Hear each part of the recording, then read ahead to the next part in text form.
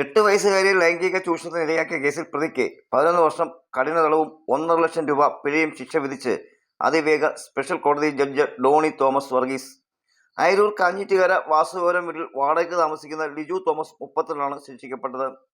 കഴിഞ്ഞ വർഷം മെയ് 29 ഉച്ചയ്ക്ക് 12:30 കുട്ടിയെ ഇയാൾ സ്കൂട്ടറിൽ കയറ്റി കടയിലേക്കെന്ന് പറഞ്ഞു കൊണ്ടുപോയ ശേഷം കാഞ്ഞിച്ചേരിക്ക് സമീപത്തുള്ള കനാൽ പാലത്തിൽ വെച്ച് ദേഹത്ത് കടന്ന് പിടിച്ച് ലൈംഗിക അതിക്രമം കാട്ടുകയായിരുന്നു. അന്ന് SI ആയിരുന്ന പി സുരേഷ് കുമാർ രജിസ്റ്റർ ചെയ്ത അന്വേഷണം ആരംഭിച്ച പ്രതിയെ പിടികൂടി. തുടർന്ന് അന്വേഷണം പൂർത്തിയാക്കി കോടതിയിൽ കുറ്റപത്രം സമർപ്പിച്ചത് SI മുഹസിൻ മുഹമ്മദ് ആയിരുന്നു. പോലീസ് ഇൻസ്പെക്ടർ G സുരേഷ് കുമാറിന്റെ മേൽനോട്ടത്തിലായിരുന്നു അന്വേഷണം.